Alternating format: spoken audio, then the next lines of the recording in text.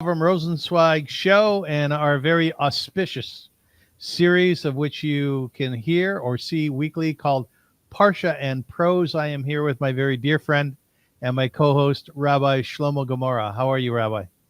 Thank you very much, Avrum. I'm still under the impression of the news that just got from Israel. I think 6 people were killed. Many were wounded by this barbaric terror attack. We will have to pray that, this year will end tomorrow, and next year is going to be so wonderful because another year like this for the Jewish people is not easy. But at the same time, we have to thank God for saving the people of Israel from the barrage of missiles that the Iranian launched. And if you just saw the size of one missile, you would say, wow, you see miracles in action. It's just unbelievable. What is that, Rabbi? What is a nace? What is the What is a next? nace? What is a miracle? What is that? The miracle means something that defeat the laws of nature. Now, for me, as someone who knows something about math, I will tell you, anything that does not fall into statistics is unusual. But when you send 180, and maybe even more, ballistic missiles that each one of them can kill hundreds of people, and eventually, as we think, the damage that happened so far, obviously for rechush, for property, for I heard that one army base was affected, but apparently no one was killed. So to me, it's a nace. To me, it's a miracle.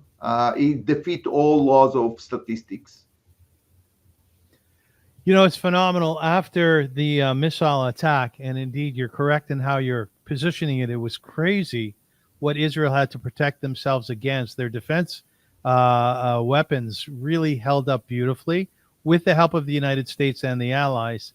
But I spoke to my family there. One of my nephews, my great nephew, was called up for a second time in the last couple months, and he was driving up to Yerushalayim in a bus with his fellow Chayalim, and the sirens went off, and they pulled off to the side of the road, Rabbi, and they all went down into a ditch, and they covered their heads, and they stayed there till the danger had passed. And I It's was very talking. interesting. It might be that my son was there too. He sent me on my cell phone. He sent me a WhatsApp showing himself like hiding under the bridge. Everyone who knows where Mevaseret is on the way to Yerushalayim. So he was on his way from Tel Aviv or from Haifa to Yerushalayim, and he showed me a picture of it. I spoke to my parents. Listen, they Baruch Hashem, they are. My father is well above 90, and my mother is around 90. Um, and I called them. Everything is fine. So my father had a good sense of humor. He said, "We are living on a small street. It does not even appear on the map, so they are not going to attack us." It's the humor, isn't it? I love the humor. Right, I love that, And Rabbi. I then don't, I don't want to touch too closely to your feelings, some of which must be very, very sensitive right now. But what is it like as a father, knowing that your son is under a bridge in the um, open? you know what? This was very, very difficult day for me today. When I just followed, it's the attack is happening in a live stream Yeah. because actually you have a Telegram and Twitter today. They send the pictures from Jordan, for example, showing how the missiles are on their way to Israel. They did not reach Israel yet, but you are here in Toronto. Watch the missiles on their route to Israel. It's just unbelievable. So you don't know where it's going to hit. You know that it's ballistic missiles. And yes, today I was really like very close to a meltdown. It's a very difficult feeling. Well, what is a meltdown to you? Just unable to do my work, just Yeah. Yeah. unable to think about anything else. And Baruch Hashem, we have a lot to do here. The school is huge, 1,400 students. You can imagine that it's lots of work and lots of things to do. I couldn't think about anything else, unfortunately. What do you do when you can't do your work? What do you tell people? I force myself even to work harder. Honestly, that's Yeah. the only way to forget a little bit about things that are happening around me. But one thing which really, you asked me about my children. So one of my daughters, apparently, as she prepared the food for Rosh Hashanah, remember it's evening before Rosh Hashanah, and it's 3 days, and they had to go to the shelter, to the mamad, and apparently some of the food was burned. So, it's a real disappointment. But today that everything is on WhatsApp, so another son is sending her a message, no, no, no, keep it and eat it tomorrow night for the simanim and say, Yehi ratzon she'isarfu oivenu. you know, May it be his will that our enemies are going to burn down. So It's very creative. I like it. it's just unbelievable how only Israelis, like missiles are above their head and they're still laughing, the Jewish humor. But Hashem should save us from this kind of humor. And I hope that we will never have anything like this. I What? really hope that Rosh Hashanah is going to end this year and to bring us peace and prosperity and tranquility. What do we ask from Hashem? Just give us some sheket, some time to relax and to enjoy our families and friends. Alevai. Well, you talk about the humor of the Israelis, and it's one of those things that sustained them and has sustained us throughout history. Believe it or not, there's actually humor that came out of Auschwitz. My friend Ellie Rubenstein told me about it. But my sister, who lives in a particular building, I won't say which sister or where, there's someone who lives in the building that she's not that fond of. So I said, when you're in the mamad, when you're in the shelter, what do you do? She goes, well, everybody from the building is there. I go, well, what about the one that you don't like so much? She goes, no, she didn't come. I said, did you push her out? She goes, yeah, we locked the door on her. I mean, she did, right? But you know what? Think about it. What was the name of the first Jewish baby? It wasn't Avram because Avram was not born Jewish. Yitzchak. It was Yitzchak. And think about the name. Yitzchak means he's going to laugh. Good. Now, let me ask you another question. When did he laugh? I think because, it was a nevuah. It was like a prophecy that he will laugh. So obviously, you spoke about our sense of humor, which is a well-known fact. The Jewish humor is a very good one. I'll tell you in a second a joke that I just heard yesterday about like a Jewish rabbi. But wait a second. So Yitzchak, he's going to laugh. I think that after the Akedah that we are going to read about on Rosh Hashanah, they went back home, Avram and Yitzchak. And listen, I'm sure that Yitzchak was like traumatized. His father took him to be a korban. He almost shecht him. How do you go back home with a father that just wanted to shecht you? I'm sure that Yitzchak maybe like laughed in his heart and said, Abba, you had all kinds of plans, but, now we can joke together. And apparently he told him like a good joke after the Akedah. That's what I think. Look, in the spirit of the Talmudic mind of the Jewish people, I have to challenge you on your funny there. The truth of the matter is in the Torah, after the Akedah, and tell me if I'm correct, I don't think Yitzchak and Avraham had a dialogue after that. They have no dialogue. Nothing happened. The only thing that happened afterwards that the Torah is telling us is that his mother passed away. His mother died.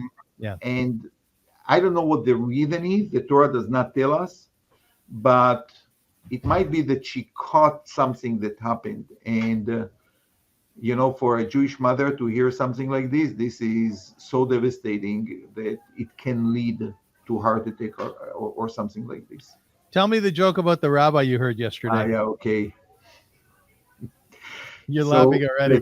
The story is going like this. A guy go to his rabbi and say, Rabbi, I really want to live, forever. The rabbi think a little bit and he say to him, so marry a woman. You should marry a woman. And he said, wow. So if I married a woman, I'm going to live forever? So the rabbi said, no, but you will not desire to live forever. That's I don't good. know why. When I told my wife this joke, she didn't She like didn't it. laugh. Oh man, that's a good one. Ain't it the truth? Okay. Now, ladies and gentlemen, we're happy to have you here today. It's our pre-Rosh Hashanah show. And of course, we wish you and your family prosperity and joy and health and happiness as we are on the doorstep of the high holidays. Hopefully, they'll be very beautiful. I do want to make a little pitch here for our show. It is predicated on sponsorship and donations. And I am happy to say, by the way, that we did receive a sponsorship of $100, which was very nice. And I was very, very thankful to that individual. We have an overall sponsor, and they are the Professional Center. You will see their logo above the rabbi, and at the bottom of my screen, their email address. Now, or their website. The beauty of this company is that essentially what you can do is that it's called co-working, and it's down on Adelaide Street downtown. You can rent an office for a day, for a week, for a month, whatever you like, and they have gorgeous, gorgeous offices. If you use my name, Avrum, you will get 10% off private offices and meeting rooms. And I would also like to add this week that in terms of the podcasts themselves, this podcast takes usually up to about 5 hours to prepare for, to tape, and then the editing and the posting afterwards. So what we're trying to do is we're trying to raise money for our costs. And we figure the cost of each podcast is about $500. So we would ask you to please consider. You have the option of sponsoring one podcast would be very nice, or a month full of podcasts. It's something that is necessary in our community, I believe, as the rabbi does, not only Parla and Prose, but my overall podcast. And we would ask you please to consider sponsorship so that we can continue doing this for as long as possible. And to do so, please be in touch with me at avrum.rosensweig@gmail.com. Anything you want to add to that, Rabbi? I would just say, if people ask, first of all, I want to say, I don't receive any money. I really does it. I do it with full heart because we believe in the cause. What we try to do is really to spread the joy and the beauty of Yahadut to as many people as possible. And Baruch Hashem, we are very successful. When Avram, when you suggested me to start this program, I thought, how many people can hear something like this? Maybe 50, 100 will be like, wow, like viral for me. And Baruch Hashem, we managed to hit every week anything between 500 to 800, which is quite incredible. Yes. Not too many people know me. More people knows Avrum, but after all, it's a new podcast, and the feedback that we get is fantastic. Avrum, today I got an email from a father to a student in chat, and he tells me this was fantastic. I wanted to listen for 5 minutes. I couldn't stop it. So I don't say to brag, but I think it brings some unique message to the public. And im en kemach en Torah, if you don't have the flour, you cannot have Torah. So yes, to produce something like this, it requires some money. So just help us to spread the message to more people. Kol hakavod, Rabbi. Kol hakavod. Ladies and gentlemen, this week we are studying the Parshat Haazinu. It's a beautiful, beautiful Parsha. It's a song. As we gather to explore this week's Torah portion, Haazinu, we enter a powerful moment in the narrative of the Israelites, Moses speaking to the Jewish people. This portion, which means give an ear, hazachzu, as my father used to say, presents a poetic song delivered by Moses as he approaches the end of his leadership and of his life. With vivid imagery and stirring metaphors, Haazinu serves as both a reminder of God's covenant with Israel and a call to remember the lessons of their journey. Moses uses lyrical form to emphasize the importance of listening to the teachings of the Torah, to the history that has shaped their identity, and to the responsibilities that come with their covenant. The song reflects on the faithfulness of God's contrast with human failings, urging the people to remain steadfast in their commitment. As we delve into Haazinu, we are invited to reflect on our own responsibilities and the enduring relationship we share with God. This portion resonates with themes of memory, accountability, and the call to action, making it a poignant message for all generations. For those who have watched the show before, you know that Parla and Prose teaches you the Parsha. That's what we do here. But we always do it through the lens of classic literature or literature in of itself. And this week we're doing something very unique. This is my dear friend Rabbi Gemara's idea, that we are teaching it to you through the lens of a one of the finest symphonies ever written, ever created, and played. And it's Tchaikovsky's Symphony Number 6 in B minor, and it's called Pathetique. Pathetique, right, Rabbi? Pathetique. Yeah. I'm not great maybe in French, but this is apparently the way to pronounce it. You speak Yiddish at all? A bisschen. A bisschen. Tchaikovsky's Symphony Number 6, known as the Pathetique, stands as one of the most profound and emotionally charged works in the symphonic repertoire. It was composed in 1893, just weeks before the composer's untimely death. The symphony encapsulates a deep exploration of the human experience, navigating themes of sorrow, struggle, and ultimately acceptance. From its haunting opening bars, the symphony captivates listeners with a sense of introspection and melancholy. The work unfolds in a traditional four-movement structure, yet Tchaikovsky subverts expectations, particularly with the finality, which descends into a poignant, reflective silence rather than the triumphant resolution typical of symphonic forms. The lush orchestration, rich harmonies, and emotional depth showcase Tchaikovsky's mastery in blending personal narrative with universal themes. Now, this is probably one of the most exciting moments in our podcast, Rabbi. It's after my explanation of the Parsha and the literature, or in this case, the symphony. I just like to turn it over to you and ask you really simply, what excites you so much about this Parsha and the symphony itself? As you said, Haazinu is a very unique Parsha. It's not Parsha that is written as a narrative. It's not a Parsha that you hear about what happened in the desert. This is like the epic end of Moshe Rabbeinu. He teaches the people, and he wants to say his farewell to the nation with a beautiful form of singing. Now, there is something very unique about poems, and this is that with few words you can charge it with so much meaning that sometimes it takes you time and generations to understand the meaning of the words, of the sentences within the poem. And that's exactly what Parshat Haazinu is doing, because it was not just a poem, a song for the day. It was for the future generation of Am Yisrael. And if you are going to look into it, you are going to find even the current events that are happening today, because it talks about the difficulties and the trouble that the Jewish people are going to go through.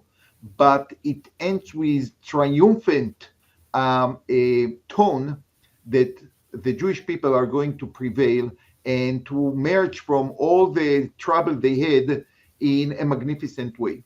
And this is very much like the third part of the symphony. I choose it because the end of the symphony. The end of the symphony is very melancholic. It's actually called Adagio Lamentoso, which means a lament. Like it's a kina. It's a very sad song. And indeed, part of the fame of this symphony came because Tchaikovsky himself was conducting the gala the first time that it was played in St. Petersburg, and mysteriously 8 days later he passed away.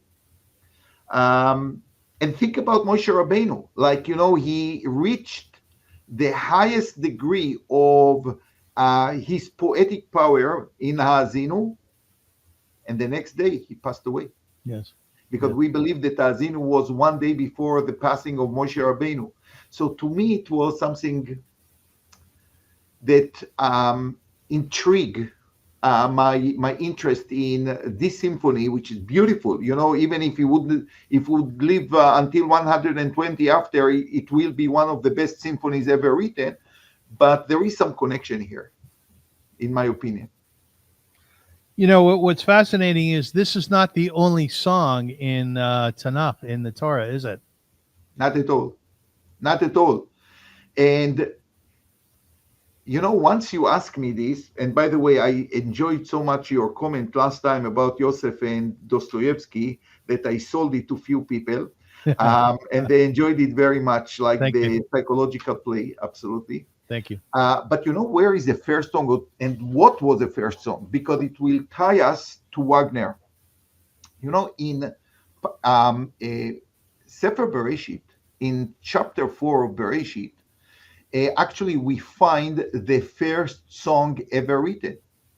And it's a song of, I would say, murderers, people who actually see killing of other as part of their culture. Let's just remember the 23rd verse in the 4th chapter. Lemech, after killing someone, he coming home and he wants his wives to listen to his song. And what does he say? Ada vetzila, these were the name of his wives. Shmana koli, neshei lemech haazina imrati. Now think about the haazina imrati. It's like he talks about people and he wants them to listen to him. What was the song? Ki ish haragti lepitz'i ve'yeled lechaburati. I don't have the translation, but it sounds something like this. Because I killed a person because he bruised me or wounded me, and I killed a child as a retaliation for him hitting me or something like this. This is the first song actually in the Torah, and it's very interesting that it's in such a tragic way. Now, I thought about it. How come that the Torah is telling us that this is the first song? Mm-hmm. And I remembered what we talked about Wagner. You can be very highly cultured on one hand, to the point of writing poems and writing music, and at the same time to be a terrible person. And I think the Torah want to show this ability of a person to be on a very high level of culture and at the same time to be barbarian in his soul, something that we see unfortunately too many times. And think about the last year. What did we see from the best universities? Intellectuals. And you see two different things. You see on one hand their intellectual level, at the same time when you look into their soul, oh my gosh, it doesn't look good at all. And the Torah already in chapter 4 in Bereshit is telling us that it is possible. What do you do with that information, though? What do you do with it? I think we just have to be aware of it. Because many, many times, especially the Jewish people, have lots of respect to knowledge, lots of respect to people who achieved something. Don't we like push our kids, to achieve more, to know more, to go to universities and so on? And I think that Torah knew that the human being by nature wants to explore, wants to know more. And the Torah warned from the very beginning, to be a good person is not always to be intellectual or to be a genius or to know a lot. Sometimes actually knowledge can take you to very undesirable places. And we saw it along the history of the Jewish people. And I always say, we are very excited about technology. But if you look in the last 100 years, what technology brought to the Jewish people, the trains, the chemistry, many other things that we admire and we want to contribute to the world, turn to be something against us. And therefore, like when I see the internet, on one hand, it's something amazing. When I see the AI that you are so enchanted by, it's indeed great. But I always have this sense of survival, and I say, wait a second. All this technology in the past was so dangerous to the Jewish people. What is it going to bring now? And I always stay with this question mark. So I don't have answers, but I tell the people around me, my family, I tell my students, we always have to be watchful. Don't take the world as it is, as in face value. Now, I don't want anybody to be a paranoid, to be honest with you, but at the same time, I think survival, the sense of survival, is something that have to go with every Jew. And I have to admit, as a second generation to a Holocaust survivor, and from what I see in the world, I'm on a constant fear of what will happen next. Maybe I have to see someone, but I could recommend somebody. but In light of what you're saying, Rabbi, there's a beautiful piece in the Torah when Yaakov was dealing with Lavan. It might have been Rashi. I'm sure you know. And essentially it says that when you're dealing with the shrewd, be shrewd, right? When you're dealing with people who are nasty and even evil, be smart and know how to respond to that, right? and you know what? I always say when I teach this parsha, think about his name, Lavan. Lavan is beauty, is pure, is so beautiful and so innocent. But the Torah is telling us that sometimes, Lavan can be inside very, very shachor, very, very dark. And we have to be aware of it. So apparently there was something very special about him if he had like a daughter like Leah or Rachel that were eventually our, four imahot. I'm sure that there were many special things in this family. But at the same time, we see that Laban bikesh la'akor et hakolet. We say in the Haggadah, Laban actually wanted to destroy the new family that it was supposed to be the Jewish people. So whenever I say these pure people and human rights and so on, I have nothing against it. Chas v'shalom. I think it's very, very important. But at the same time, I look very close and I say, yeah, you are Lavan, like you are very pure, but I wonder what is like going inside you. Very good. Very good. A good example, by the way, is a guy named Roger Waters. He was one of the founders, lead singer in Pink Floyd. An anti-Semite. And I think that Eric Clapton joined him this week. Clapton, he bothered me, Clapton, because I'm a great lover of Clapton's music.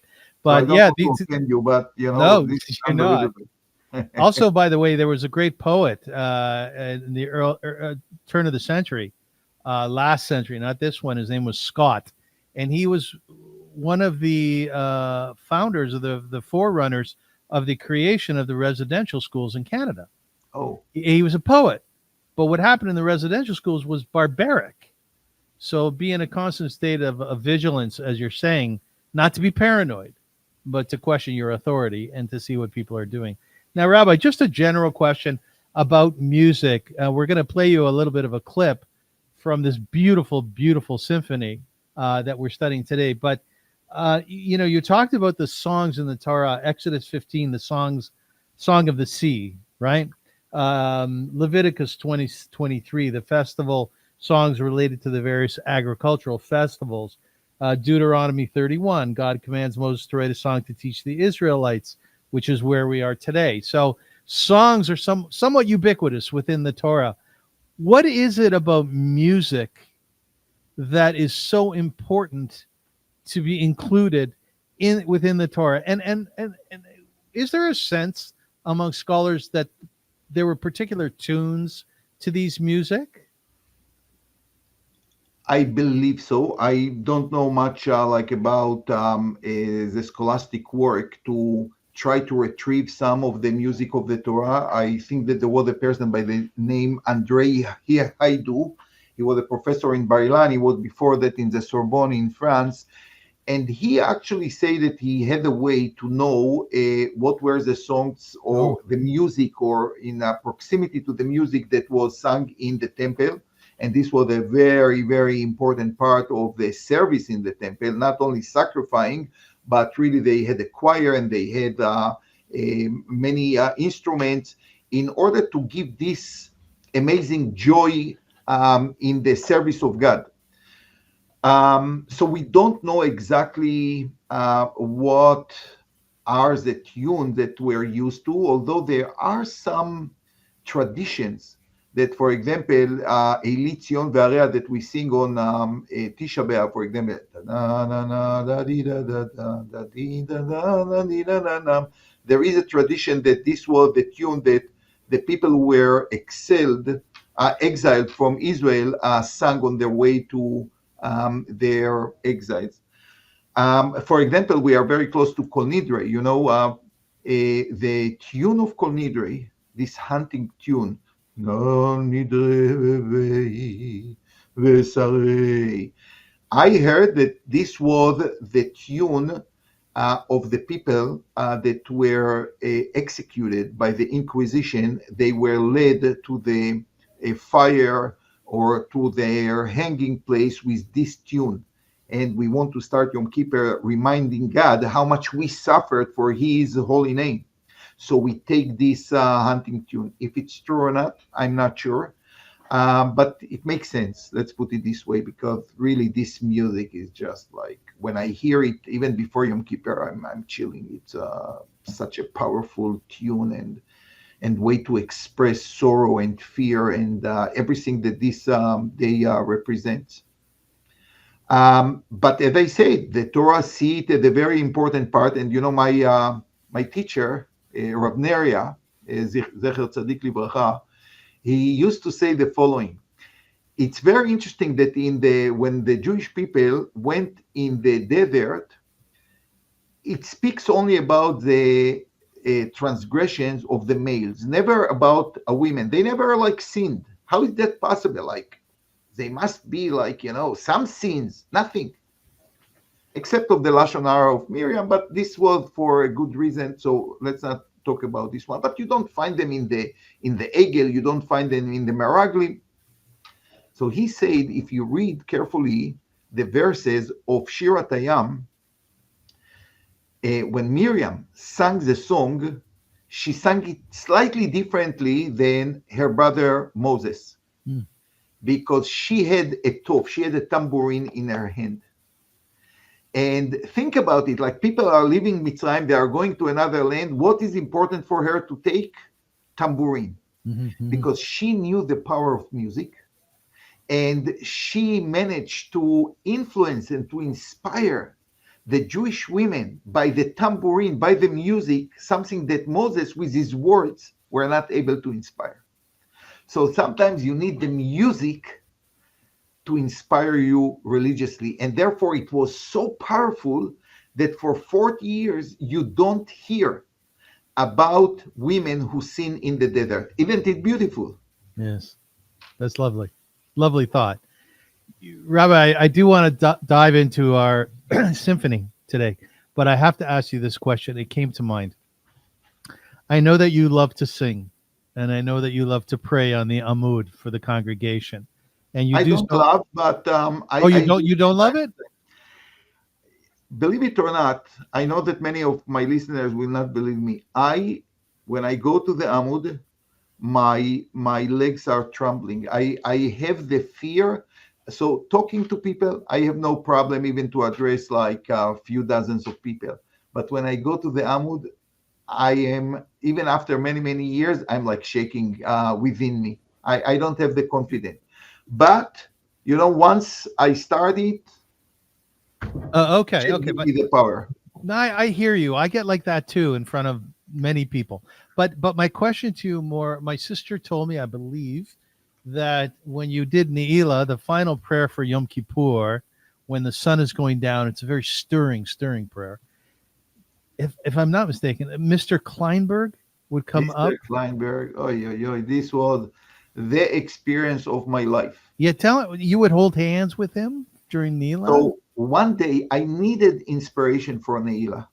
And every time I come to Ne'ilah, I think okay, this year must be the last year of the suffering of the Jewish people. Yes. Because we suffered so much for Hashem. It's time to redeem us. That's it. We did our part in unbelievable way. We lost so much. I never knew my grandparents. Hashem, you have to see the suffering of the Jewish people. And when Ne'ilah, I feel I'm in the same room with the Ribono Shel Olam, like with all the Jewish people. It's a very uplifting, even saw just to be next to the Amud. And one day, one Yom Kippur, I see Mr. Kleinberg. He was at the time maybe 85, a Holocaust survivor, a person who went through the camps. I took him and I said, I want you to stand next to me. I want you to stand next to me, because when I stand next to you, I can be Shaliach Tzibur. I can stand in front of Hashem and to demand that this year is going to be the year of redemption. And he came. He was not young. We stood there, and Avrum, I felt like I'm like on a space rocket to heaven. It was unbelievable. And then every single year until he passed away, he stood next to me, like holding my hand, and I felt that I'm in a different world. Wow. And unfortunately, he passed away. He was not young when he passed away, but these were like unbelievable Yom Kippur. This, I will never have such an experience anymore in my life, like to stand next to a Holocaust survivor, hand in hand, talking to Hashem. Well, what a stirring story. Can you imagine what it meant to his family? Must have meant so much. Oh my gosh. Rabbi, you chose Pathetique as our symphony for today to learn more about Haazinu. Do you want to play us a little piece?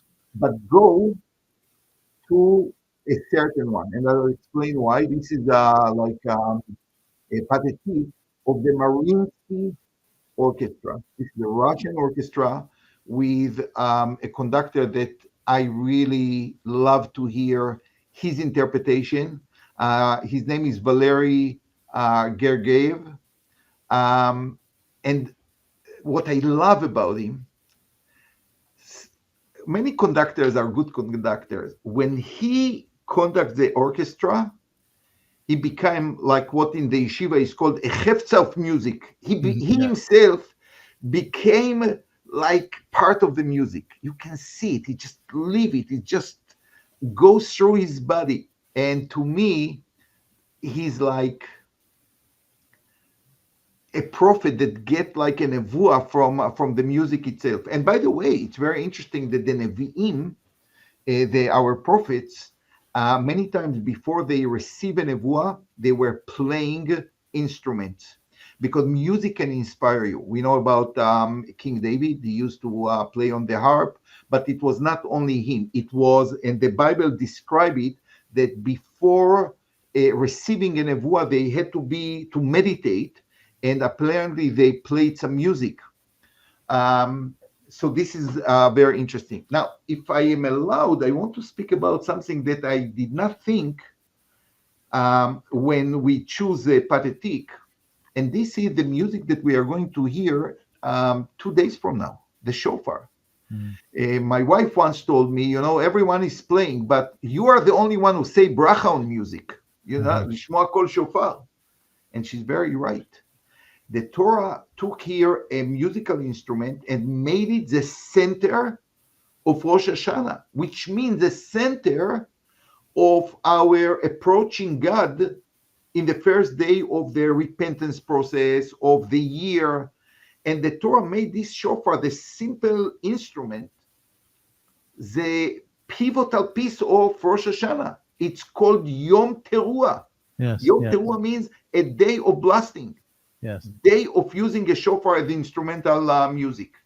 And I did not think about it, but Pathetique is much more complicated, and really you have like beautiful pieces in the beginning and the end, the march in the third one. Oh, beautiful. And as we said, like the end, which is the actually end of life. Many people believe that actually Tchaikovsky committed suicide.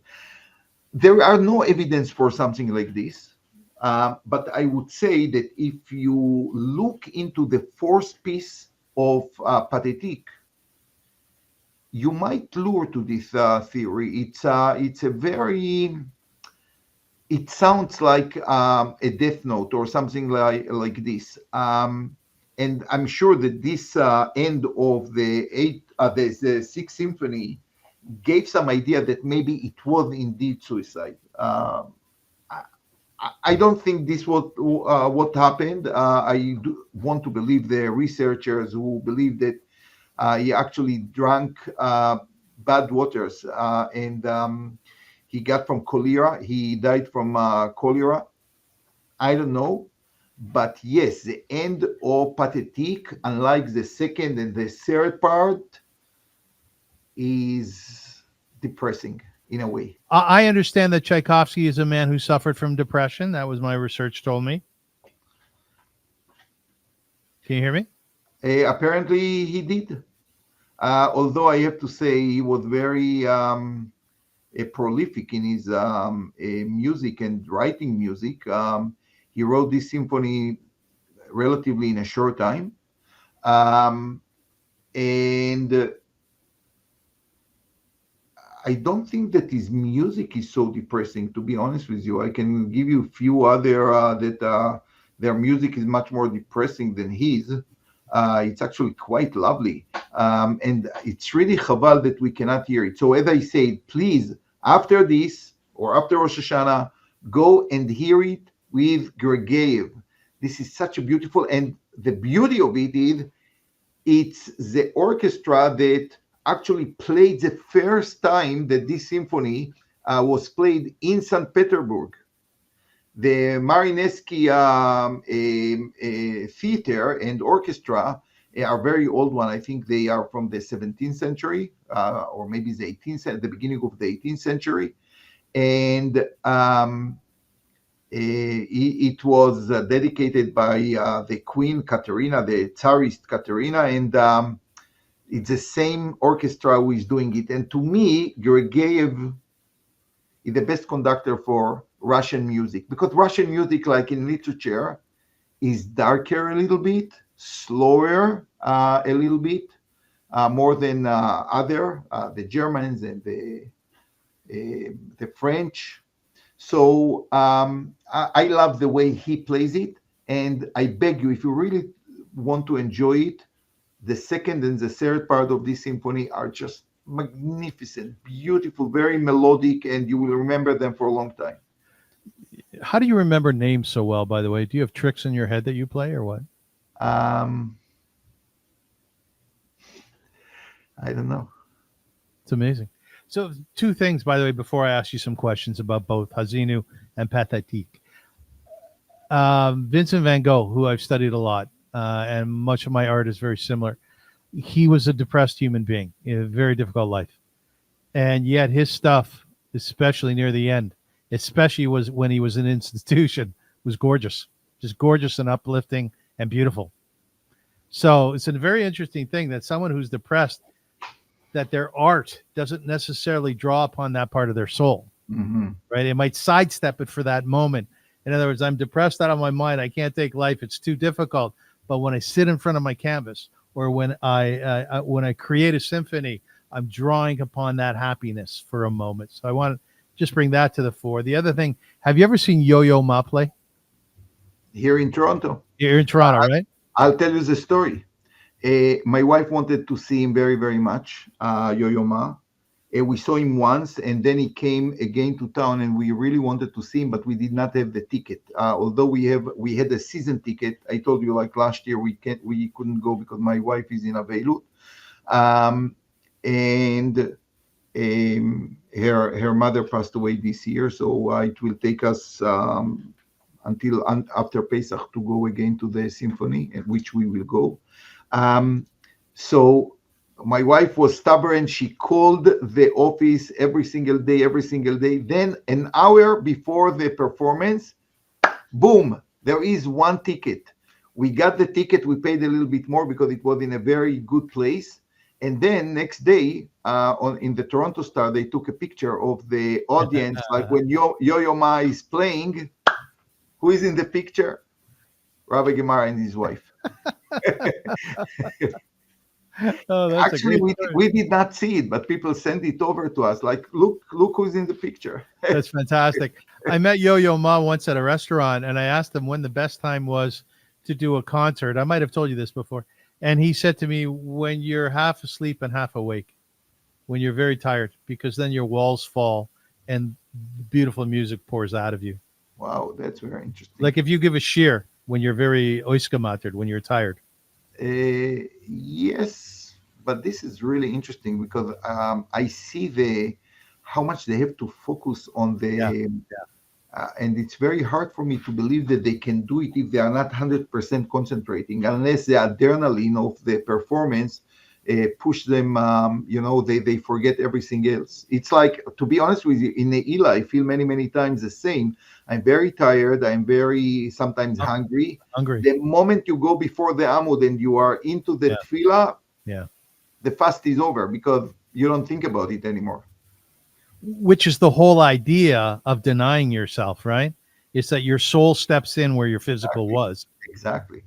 That's the idea of the fast. Like, forget about your the side, the materialistic side. Think about like who you are, really who you are. Like, forget food, forget the pleasures of life. Just who you are, a person who stand in front of God and seek the closeness of God. Rabbi, how does the call to give ear, Hazinu, parallel the emotional depth conveyed in Tchaikovsky's music, particularly in the way that he evokes feeling of longing and introspection? This is a great question, and I want to actually tie it to the previous comment that you said about very talented geniuses who actually fall into depression. Moshe Rabbeinu want people to listen because I can hear many, many things, but not to listen to them. Listening and hearing are very different. Or I think there is a beautiful word in English, harking. There is a word like this. Yes, hearkening. This means that you internalize what you hear. You really make it part of who you are. You export something and make it yours. You own it. And when Moshe Rabbeinu said, "Haazinu hashamayim v'adabera, v'tishma haaretz imrei pi," and as I said, the first song ever written in Bereshit is the same, "Haazinu v'shim'u," because when you come to a poem, you have really to listen. It's not just the beauty of the words. Even if you will find an AI which will put the words in a beautiful way, Yes. but you have to listen to the message. I would say that sometimes is under the word, between the word, covered by the words. And Moshe Rabbeinu knows that the problem of any human being and even nations, or maybe especially nations, they hear many, many things, they don't internalize it. And he spoke so well for 3 months before he passed away, but he knows that maybe people hear what he had to say, but they did not listen. And now, with this song of Adinu, the beautiful song of Adinu, Moshe Rabbeinu said, guys, those words, I really want you to internalize. I want you to understand you are about to go to a journey. Sometimes you will have ups and sometimes you will have downs, but you should know that you are destined to an amazing, amazing future. And for this, it's not just enough to sing it. You have to internalize it. Hmm. Shim'a ve'azinu. Now, why do I want to connect it? I suspect that really great people, they see the world around them, but they don't just see it and then forget what they saw. They sometimes, when they see suffering, when they see things that are not just, they internalize it, they own it, and it brings depression upon them. Because there are people who don't forget quickly, they don't like just like engage with other activities. They take it so much to their heart that it makes them sick. So if it was Van Gogh, if it was Dostoevsky at the end of his life, if it was indeed Tchaikovsky. Tchaikovsky and many other, I think because they were artists, they had a very special way to look at the world and to internalize it. And sometimes what you see and what you feel is haunting, is dawn upon you. And because you are serious, because you are genius, because you really know the real value of things, it depresses you. That's my explanation. And I think we spoke about Elisha Ben Abuya before, like people who went through unbelievable traumas. The more sensitive ones, they could not take it. Take someone like Primo Levi, like a Holocaust survivor, a great author who committed suicide. He couldn't take it anymore because for him, the Holocaust was a constant experience day and night. And for some people, they simply cannot take it. And they get a little bit, depressed, heavy depression, all kind of mental illness.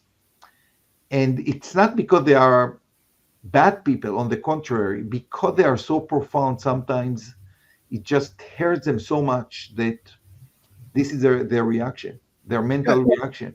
Yaakov Avinu must have been depressed, don't you think? It said in the Torah that all his children try to console him with no success. I'm He sure that couldn't these be. 22 years were years of heavy Yeah. depression. I have no doubt about it. I've suffered depression in my life. Thank God less as I've gotten older. But when you go into that depressed place, it's very lonely, and it is sometimes very scary because you often wonder, where's it going to take me? Where am I going to go with this? Do you suffer from depression at all? No, but you know what? I admire you, Avrum, that you can speak about it like openly, and Yeah, I yeah. think it's a very, very important for many people to hear because I have to tell you, here in chat, for example, and chat is just one example out of many, especially after the corona, these days, anxieties, mental issues, not doubled, but tripled, I know. and 4 and 5 times more than we used to have before. And this became like the new situation that we have to deal with. To people are more vulnerable.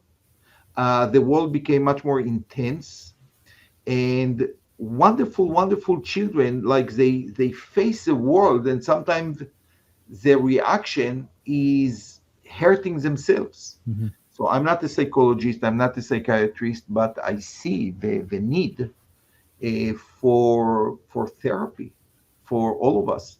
And many many times when I think about depressing thing, I try to deny it. To be honest with you, like this is my only way to deal with issues. Have you been in therapy? Um, your podcast, it's a great therapy for me. That's what they say. I've been I in must say, therapy. I've been in therapy for many years, and I tell you, it's so healthy.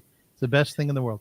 really, Yeah. that's what my son is telling me. My son That, is himself like a professor in Haifa University, and he like deal with many many people with depression, with all kind of issues. And a good therapist must go through therapy himself. And he's telling me the same word that you say. This is the best thing that a person best. can do for himself. Rabbi, in what way does the reflective nature of Hazinu's lyrics resonate with the nostalgic and melancholic themes found in Pathetique? Because it's the same thing. Moshe Rabbeinu is telling them about what happened to them before. And some of their experiences would put you to depression, like thinking about their past, about being in Egypt, about sinning again and again, rebelling against God. These are parts that sometimes you don't want to hear about. You don't want anybody to remind you your past. It can make you very melancholic and very depressed. At the same time, there is in Haazinu something that again comes to me. I could listen to Haazinu instead of like Tamei Mikra to the third part of the symphony, which is like a march. It's so chaval that we cannot listen to it together, which is like overcoming our depression, overcoming our sorrows, overcoming our challenges and difficulties. So, in a way, you have in Pathetique this powerful ability to go from melancholy to be someone, to fight for things, to achieve things. So to me, it's in many many ways the same messages. It's also reflective of Israel, isn't it? Since its inception. Uh, Absolutely, but I would stop regarding Israel. I would stop it in the third movement because the fourth movement is again like lamentation. It's as Tchaikovsky himself called it. Um, each part of the music had a name. So, for example, you have like allegro ma non troppo, which means like fast but not too fast, or something like this. The end is called adagio lamentoso, which is Italian, I guess, or maybe Latin, means like play it like it was a lament, like a very sad or a very sad song like keynote or something like this. So if I can compare it to Israel, I would stop it in allegro. There's the third movement, which is allegro, which is very lovely, which lively, something which is really fast and powerful. I wouldn't go to the fourth part of the symphony. Because the fourth part Is heavy, it's is very heavy. really heavy, and as I said, many people see it at the death note of Tchaikovsky. Listen, Chas v'Chalila, Israel should be around forever, but it is a heavy time. It's a heavy, Amen. amen. Hazaku Baruch, but it is a heavy time now, no? It is, but as I said in the beginning, I can't get it. I can't get it. Like people under this situation are still like telling jokes. I I can't know, I believe know. Yeah, I know. How can we interpret the sense of responsibility towards the covenant in Hazinu in relation to the personal struggles and societal themes portrayed by Tchaikovsky's symphony? That's a big question. You see, as I said before, I'm not like a real musician, um, and I believe that this the Pathetique was analyzed by a real musician, not like someone who is teaching Torah. A rabbi. Um, and the question is, what kind of messages Tchaikovsky wanted to send? But I will say one thing which is very, very important for the musician that hear it. The scales in Pathetique are very, very interesting. You sometimes, Tchaikovsky, with his genius approach to music, made the scales ascending and descending at the same time. You can hear the violas and the bass and the trombone, all the more like darker instruments of the orchestra uh, going down, and the trumpet and the bassoon, or the bassoon is less, is actually start the whole symphony with a very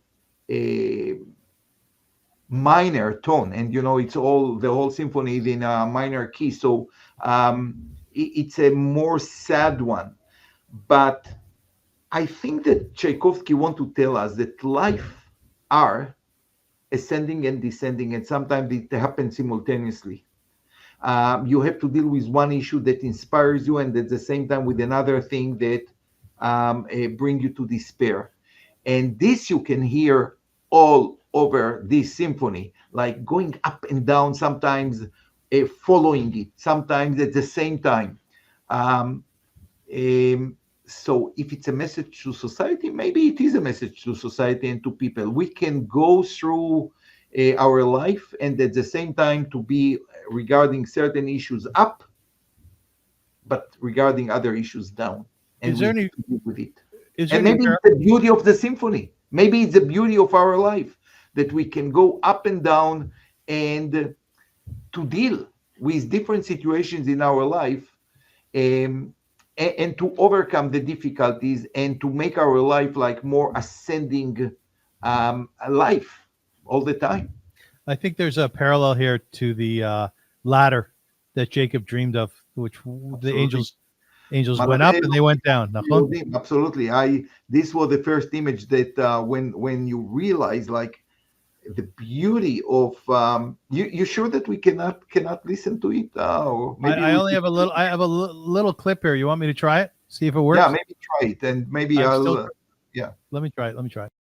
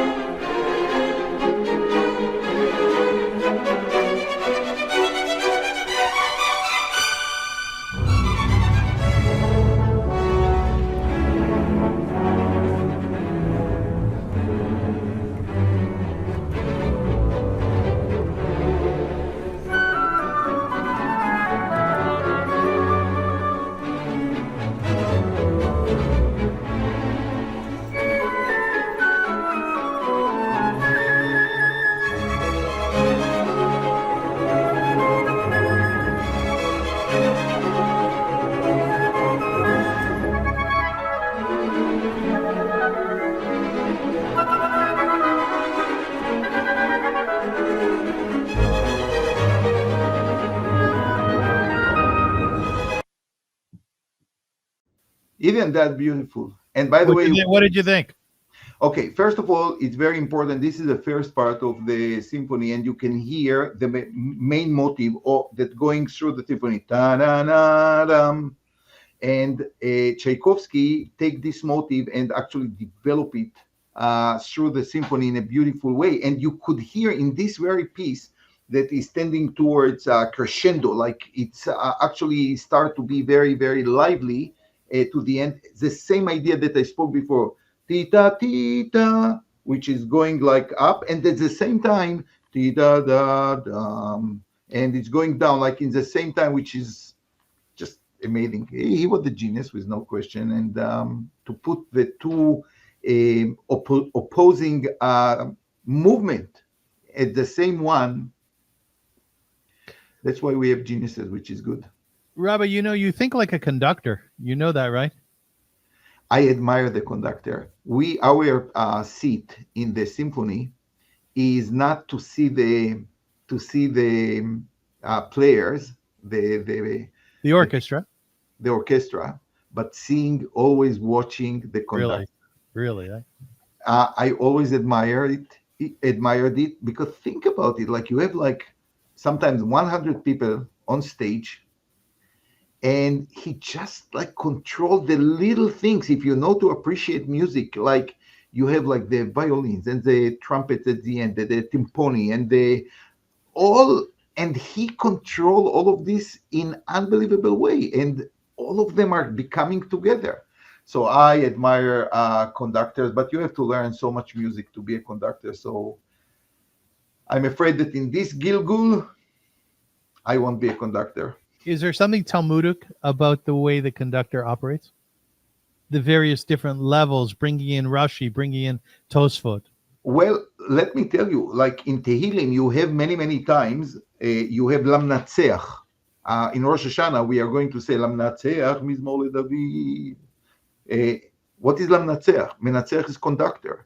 So this is like a sign to the conductor how to lead the singing.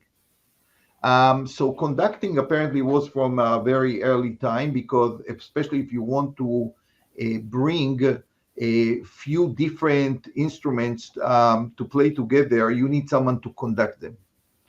And I always say, I wish I could come to the classroom or to a lecture and with a little baton, like, and to conduct the students, and everyone is quiet at the same time, and they ask questions, you Yeah. all together.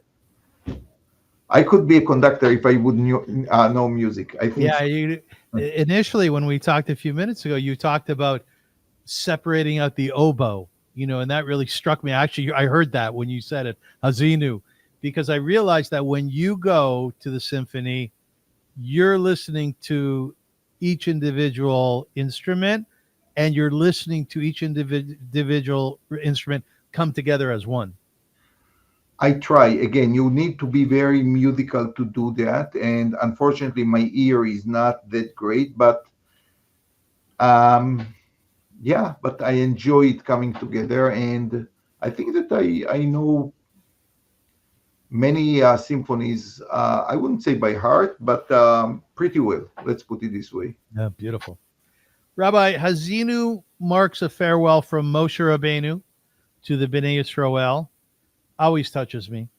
While Pathetique serves as Tchaikovsky's final statement, how do both works express themes of closure and the bittersweet nature of goodbyes? Um, as I said in the very beginning, that's why I choose this symphony because it really brings very rich life to an end.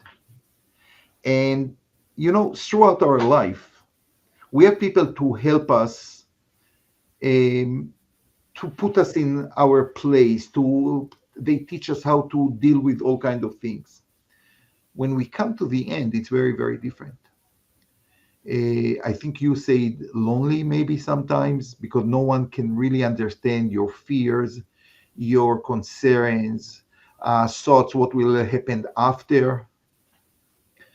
And these are the fears that drive Zinu.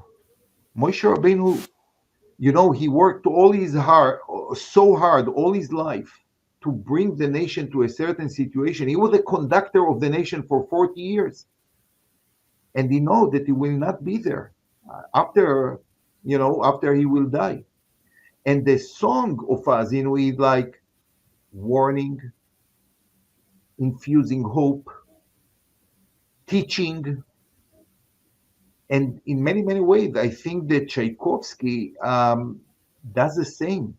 He apparently knew that it's one of his last compositions, and he wants to leave something to the generations after him. And he does it. He, through the music, he speaks about the movements of life, of our achievement in the third one, in the pleasant moments that we have in the second movement, but also about the loneliness, the fears that the person had at the end of his life.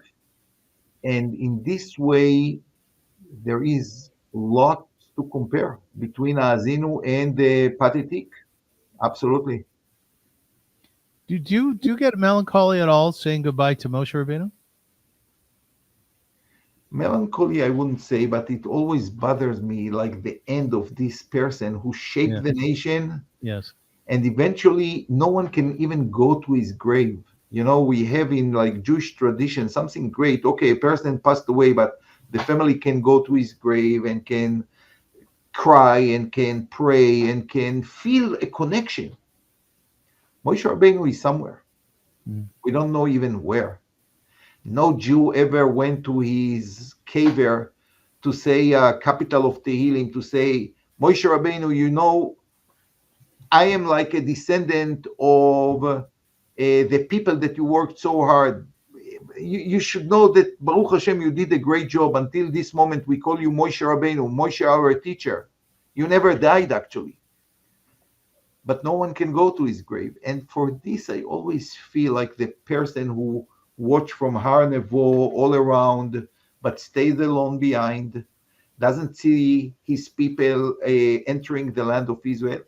So it's not a melancholy feeling, but it's like, I would say, a wonder. Why it had to end this way? Yes, this one I feel every time that I read the last parshiot of the Devarim. I would love like a more happy end, so to speak. It's a beautiful ending, though, Rabbi. It's a perfect ending to Moshe Rabbeinu. And then when God eulogizes him, saying, "Never has there been a prophet like Moshe Rabbeinu. His eyes never dimmed." I mean, my God, it's a beautiful ending, that eulogy. It's true. Rabbi, you're talking about how you feel with the end of Moshe Rabbeinu, and it triggers something in all of us. And the idea that he could not go into Eretz Yisrael, and you find that at the end of this week's Parsha, where once again it's spoken about, you're not going in. It triggers something inside of me, and that is my inability, I guess, or lack of good decision making in terms of going into Eretz Yisrael myself. I was telling my niece today that while I can't imagine what they're going through there, the truth of the matter is I would rather be there with them. I would rather be there with them than be here in Toronto and watching them go through what they're going through. I wanted to be part of it. So that's what it triggers in me, not going into Eretz Yisrael. Does it trigger something in you? Yes, absolutely, yes. It's very interesting. I feel the same. And as I said before, you are my therapy, Avrum, because I have to talk very openly about it. I feel horrible that my parents are in Israel, my children are in Israel, my siblings are in Israel, and I'm here like behind in the safety. It doesn't give me like a good feeling, to be honest with you. If it's like Moshe Rabbeinu, well, Moshe Rabbeinu would do any effort in order to go to Eretz Israel. I stay with the guilt, to be honest with you. And hopefully, as I told you before we started this podcast, we were supposed to go for Sukkot for a few days to Eretz Israel, and we got the cancellation just last night, which make me a little bit depressed. But listen, It's the last day of the year, Avrum. We have to be happy. We have to pray. We have to be strong. Amen. Am Amen. Israel Chai. This is the most Amen. important thing, and to hope for a great year. You know, Rabbi, well, I need to ask you this final question here. In the very first psukim of Haazinu, God is referred to as a rock, as a father, as a master, as the supreme one. Just tell our listeners, how is God, or why is God defined in so many different ways? Are these all aspects, kiviyachol, as it would be, of what our perception of God is? All these different Absolutely. things. It's exactly so. It's a perception of different people in different situations. God to me and God to you is something different. We will agree that he had no dimension and he's like everywhere in the world and gave us the Torah. But at certain time, God is going to be a rock for you and like the rain for me. Sometimes God is going to be the master of the world for you and ish milchama for me, like a warrior. We are in different phases, in different situations in our life. And I think the beauty of Haazinu is telling the nation, no matter what situation you are in, God will appear to you in the way you need God to appear to you. He's there. He's not only rock, he's not only rain, he's not only the dew, he's not just a warrior. Every situation that we find ourselves in life, God will be with us. And it's going to be different from one era to another, one place to another, one person to another. And I think it's a great message that when we see God, we should not think about something certain, something that is in a certain image. No, God is different and appear differently to every one of us in different parts and stages of our life. One podcast I would like very much for you to define and talk a bit about what faith is, because I need to understand that better. This is going to be a challenge. Good. I like challenges. So you know that I have a fascination with AI, of which I feel as though I'm having an influence on you somewhere. And I asked AI to write a poem about Haazinu and Pathetique, and it goes like this. In the stillness of the evening's glow, Moses sings, his voice a river flow. Give ear, O heavens, let the earth respond, a melody of memory where hearts are fond. The chord rise like the whispers from ancient days, each note a tale of joy, loss, and praise. Tchaikovsky's strings weep in tender embrace, melodies weave through time, a haunting grace. In Haazinu's verses, a legacy calls, a reminder of mountains and sacred walls, while in the symphony's somber refrain, echoes of longing, a dance of pain. Both speak of love, of trials endured, of the fragile heart by sorrow secured. With every crescendo, the spirit takes flight, a union of voices in darkness and in light. As Moses reflects on a journey profound, the symphony swells a heart unbound. In the convergence of faith and despair, resilience blossoms a poignant prayer. So let us listen in silence, well find the harmony woven through body and mind. For in the song of the past we are shown, the paths of our lives are intricately sewn. זהו. מאוד יפה. Very נכון? beautiful. Lovely, Very isn't it? beautiful.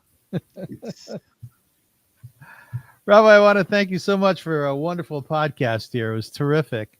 thank And I you. was And I want to wish all our listeners Shana Tova Umetuka. I want to thank them for listening to us, for the wonderful feedback and warm words sometimes. It really means a lot to me.